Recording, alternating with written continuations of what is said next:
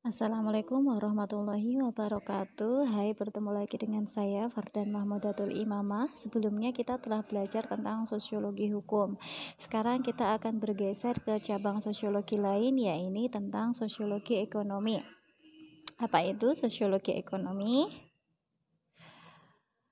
Sosiologi ekonomi adalah suatu kajian yang berupaya untuk menjelaskan hubungan antara pasar dan proses ekonomi dari yang paling sederhana hingga yang paling kompleks. Dari penjualan barang dagangan dari tingkat lokal hingga ekspansi produk-produk tersebut di tingkat global atau internasional. Secara seluruh aktivitas tersebut selalu berada dalam proses sosial. Apa yang dimaksud dengan proses sosial? Proses sosial itu adalah saat Anda melakukan proses jual beli, misalnya di tingkat lokal di pasar, itu tidak hanya tidak hanya tindakan satu arah, tidak hanya satu tindakan perekonomian saja, tapi ada banyak hal yang mempengaruhi bagaimana Anda melakukan proses jual beli tersebut di pasar gitu. Maka itu disebut dengan proses sosial, kan tidak hanya tukar uang kan, tapi Anda juga melakukan percakapan, ada interaksi sosial antara Anda pembeli dan juga penjual, seperti itu. Sosiologi ekonomi berbeda dengan studi ekonomi itu sendiri. Tapi sebelumnya kita akan belajar apa itu ekonomi. Nah, ekonomi itu adalah suatu studi yang mempelajari aktivitas manusia yang berhubungan dengan produksi, distribusi, dan konsumsi terhadap barang dan jasa. Misalnya produksi. Aktivitas produksi adalah saat Anda mengolah suatu bahan-bahan tertentu menjadi produk-produk yang bisa dijual belikan, ya. Misalnya Anda menanam padi kemudian menjadi beras, kemudian Anda bekerja sebagai buruh di suatu pabrik tertentu yang mengubah logam biasa menjadi paku dan lain sebagainya, atau Anda adalah seorang buruh pabrik yang mengubah benang menjadi kain, mengubah kain menjadi baju, atau mengubah banyak ya apa yang namanya produksi itu, ya. Mungkin sebagian Anda adalah orang-orang yang melakukan aktivitas produksi ini. Kemudian ada juga yang disebut dengan aktivitas distribusi, di mana hasil-hasil produksi barang-barang yang diperjualbelikan itu didistribusikan atau dipindahkan dari tempat di mana dia diproduksi sampai ke tangan konsumen, hingga sampai pada yang ketiga, aktivitas konsumsi, yaitu di mana penjual menyerahkan barangnya kepada pembeli dengan harga tertentu, seperti itu ya. Di mana masyarakat bisa mengkonsumsi langsung produk-produk yang siap untuk digunakan gitu. Secara fundamental, jika studi ekonomi saja, pertanyaannya yang kemudian adalah apa yang membuat Anda memutuskan untuk membeli sesuatu. Misalnya Anda sedang jalan-jalan di suatu tempat, di mall misalnya, melihat-lihat baju, melihat-lihat buku, melihat mau nonton atau lain sebagainya. Bagaimana Anda membuat keputusan untuk menggunakan uang Anda untuk apa gitu. Secara fundamental, jika studi ekonomi saja, jika menggunakan teori ekonomi saja, maka bagaimana Anda mempelajari ekonomi hanya didasarkan pada kepentingan satu individual saja saat memutuskan untuk melakukan tindakan ekonomi. Maksudnya itu bagaimana Anda memutuskan, kalau menggunakan teori ekonomi, bagaimana Anda memutuskan mau menggunakan apa, mau digunakan apa itu uangnya, itu berdasarkan keputusan Anda sendiri. Terserah Anda mau mengeluarkannya untuk apa, itu adalah keputusan kognitif orang secara personal gitu. Bahwa seseorang membuat keputusan itu dengan mengalokasikan sumber dayanya, misalnya uang yang Anda miliki atau waktu yang Anda punya, bertujuan untuk memaksimalkan kepuasan dirinya. Apa yang Anda lakukan di mall itu tujuan utamanya sebenarnya adalah untuk memuaskan diri, untuk menyenangkan diri sendiri. Misalnya Anda menyempatkan waktu di akhir pekan untuk mengeluarkan uang yang sudah Anda tabung selama 1 tahun untuk membeli laptop, itu kan dalam rangka untuk memenuhi kebutuhan Anda, kebutuhan kepuasan diri Anda. Nah, menurut teori ekonomi klasik, berarti yang mempengaruhi Anda untuk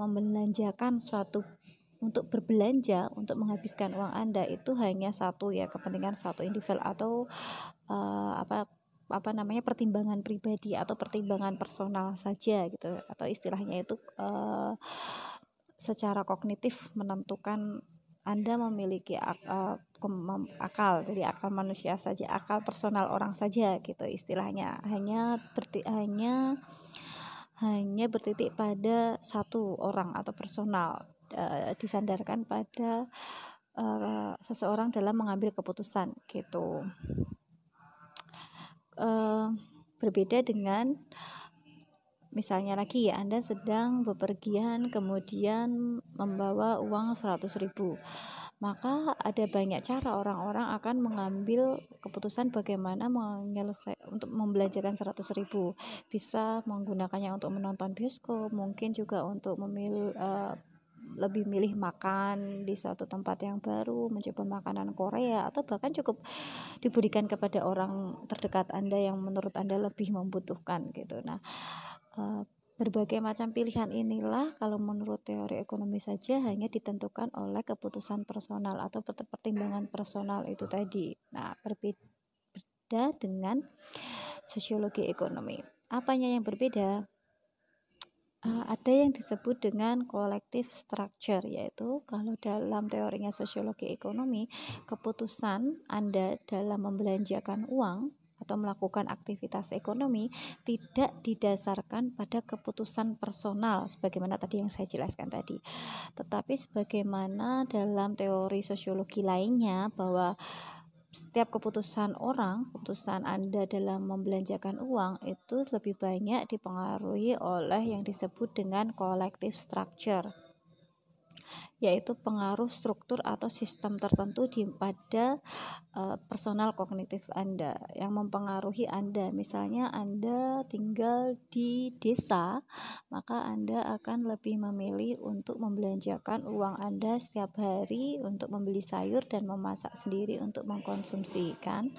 Berbeda dengan saat Anda di kota yang dimana lebih hektik atau lebih sibuk, sehingga Anda lebih memilih untuk membeli makanan jadi yang bisa segera dikonsumsi daripada harus memasak terlebih dahulu. Nah, collective structure inilah yang menentukan bagaimana cara Anda mengalokasikan atau menggunakan uang Anda dalam aktivitas perekonomian. Kemudian selain collective structure, seperti gambar di samping ya, di gambar yang saya tunjukkan ini adalah gambar tentang para artis yang menjadi brand ambassador beberapa produk-produk Korea. Nah, karena produk-produk Anda saat ini sedang banyak mengkonsumsi budaya-budaya Korea, dari drama Korea, dari musik-musik Korea, K-pop, para idol. Itu kemudian ada gambaran tentang kecantikan, ada gambaran tentang apa yang ideal gitu, yang kemudian menjadi yang disebut dengan collective structure tadi. Kemudian selain itu pasar juga memungkinkan kita untuk membeli barang-barang dari Korea lebih mudah. Anda cukup menggunakan Shopee jika sebelumnya harus impor gitu ya, itu kan sulit, kayaknya jauh sekali ya berbelanja dari Korea. Sekarang tidak sesulit itu gitu. Nah, ini yang disebut dengan collective structure, di mana terdapat suatu sistem yang memudahkan Anda untuk melakukan aktivitas perekonomian. Nah, sistem inilah yang juga mempengaruhi bagaimana Anda menggunakan sumber daya Anda. Kemudian selain collective structure, kita bagaimana Anda mengalokasikan uang atau melakukan aktivitas ekonomi juga dipengaruhi oleh culture. Bagaimana budaya atau culture mempengaruhi keputusan kita dalam membeli atau menjual sesuatu. Misalnya seperti ini, ada beberapa hal dalam budaya kita yang menentukan bahwa ada sebagian barang yang dapat kita jual, tapi ada beberapa yang tidak mungkin kita melakukan itu, kecuali kita berikan atau seperti sebuah hadiah. Maksudnya ada beberapa hal yang boleh kita jual dan ada beberapa hal yang tidak boleh kita jual. Misalnya dalam tradisi Islam, ada barang-barang yang tidak boleh diperjualbelikan. Misalnya sesuatu yang belum ada, menjual anak unta yang masih dalam kandungan misalnya, itu kan tidak diperbolehkan ya. Misalnya ada kambing,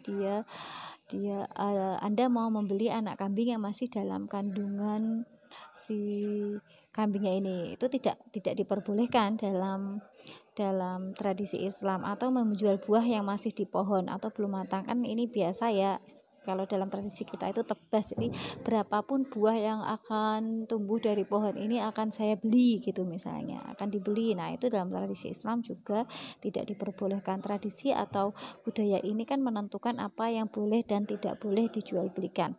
Atau dalam undang-undang kita tidak boleh melakukan jual beli darah gitu. Padahal mungkin bisa saja ya kan, sini aku minta darahmu nanti aku bayar gitu, atau mungkin itu suatu tindakan yang lebih efektif. Tapi bagaimanapun itu tidak diperbolehkan, diatur dalam undang-undang pasal 28 ya, tentang peraturan pemerintah nomor 7 tahun 2011 tentang pelayanan darah.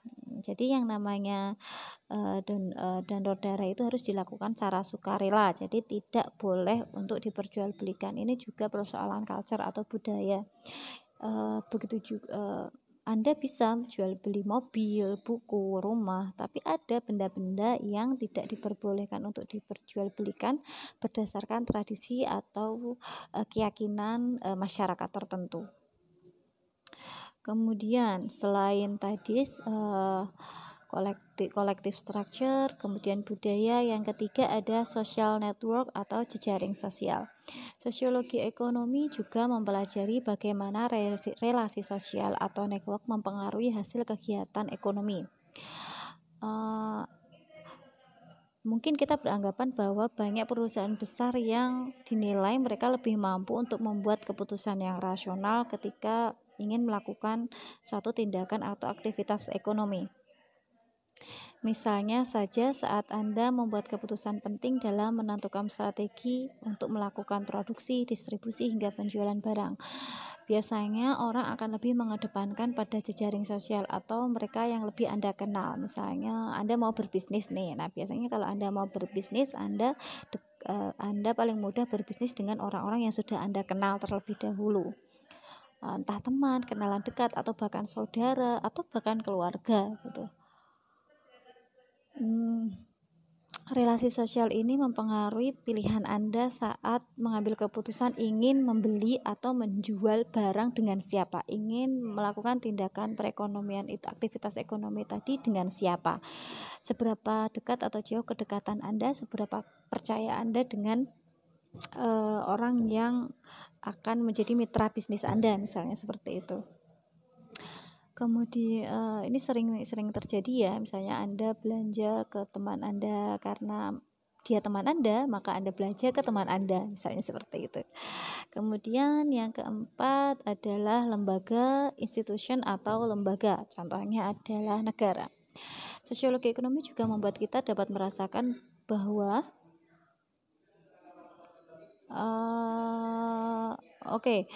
sebelumnya saya ingin menambahkan lagi penjelasan tentang social network atau jejaring sosial. Selain membahas tentang kepada siapa Anda akan melakukan tindakan aktivitas ekonomi berdasarkan jejaring sosial juga berpengaruh saat Anda misalnya merasakan ada benda yang sama diberikan kepada kita, tetapi ketika kita menerimanya dengan tanggapan yang berbeda. Misalnya Anda ada yang memberikan Anda uang. Jika yang memberikan Anda uang adalah orang tua, maka Anda akan menerimanya dengan senang, santai gitu ya. Tapi akan berbeda jika yang memberikan uang adalah partner Anda gitu. Anda akan berpikir bagaimana cara membalasnya, apakah ini hadiah, apakah ini apa maksudnya, dan lain sebagainya gitu, ataukah ini utang budi gitu. Jadi bagaimana persepsi Anda ketika menerima benda dari orang yang berbeda meskipun bendanya sama, itu juga menunjukkan bagaimana tadi jejaring sosial menentukan aktivitas ekonomi. Kemudian lanjut setelah culture, kemudian ada jejaring sosial, ada yang disebut dengan institution atau lembaga. Sosiologi ekonomi juga memperlihatkan tentang bagaimana fungsi institusi dalam mempengaruhi proses perekonomian. Misalnya saja adalah negara. Negara mampu mengendalikan pasar. Misalnya dia punya beberapa kebijakan ya. Di sini peranan pemerintah dalam perekonomian sering sekali ya, misalnya untuk fungsi stabilitas, menciptakan stabilitas sosial, politik, ketahanan, keamanan yang baik. Jadi misalnya kalau kondisi politik suatu negara itu baik, maka investor dari luar negeri bisa percaya sehingga menginvestasikan uangnya untuk sehingga bisa membantu banyak orang gitu. Kemudian ada fungsi alokasi, menyediakan barang dan jasa. Kemudian ada fungsi distribusi, pemerataan pendapatan masyarakat. Bagaimana negara mampu mengendalikan pasar agar tidak merugikan rakyat, atau justru sebaliknya kebijakan pemerintah membuat beberapa aktor dalam perekonomian mengalami kesulitan. Misalnya seperti kebijakan impor beras atau impor gula, itu kan sering menjadi pro dan kontra ya. Maunya itu kan harga biar tidak naik. Jadi misalnya harga di dalam negeri sedang sangat tinggi, maka negara membuat kebijakan impor agar harga di pasaran tidak terlalu tinggi atau rendah. Prinsipnya jika semakin banyak barangnya, maka harganya juga tidak mahal. Tapi kalau semakin sedikit barangnya, harganya jadi lebih mahal gitu. Kemudian ini adalah contoh paket kebijakan ekonomi Presiden Joko Widodo ya. Anda bisa misalnya tentang membebaskan visa bagi turis dan lain sebagainya. Kebijakan negara juga mempengaruhi terkait perluasan investasi, pemeliharaan kondisi pasar secara nasional, dan juga memastikan bagaimana pendapatan dari pajak dapat dimanfaatkan sebaik mungkin, serta penerapan kebijakan dalam berbagai sektor perekonomian. Nah, terdapat 4 hal untuk menjelaskan sosiologi ekonomi ya. Saya ingatkan kembali ya, ini ada collective structure, ada culture atau budaya, ada social network atau jejaring sosial, ada institusi atau lembaga, kita contohkan tadi negara. Nah, di mana sosiologi ekonomi mempelajari bagaimana hubungan 4 hal tersebut dengan kegiatan atau aktivitas ekonomi dari produksi, distribusi, hingga konsumsi. Hal itulah yang sebagian besar menjadi karakter studi sosiologi ekonomi. Sampai di sini dulu. Terima kasih. Assalamualaikum warahmatullahi wabarakatuh.